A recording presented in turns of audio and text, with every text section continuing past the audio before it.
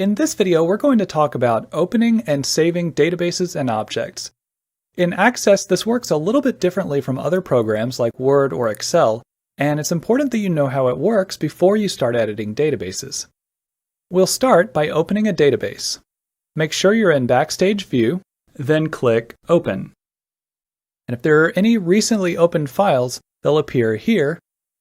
But if you don't see the one you're looking for, just click Browse, and then you can double-click your file to open it.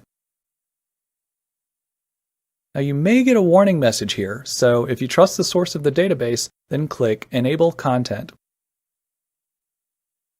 Now earlier I mentioned that Access is a little bit different from other programs, and that's because you're not going to be editing the database itself, but rather the objects within the database.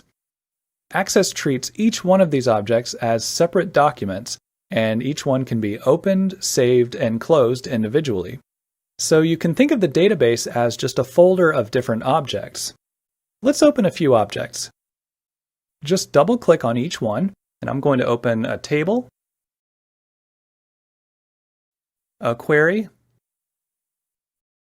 and I think I'll also open a form and a report. Each of these objects now has a tab on the Document Tabs bar. If you make any changes, you'll need to save the object before you close it.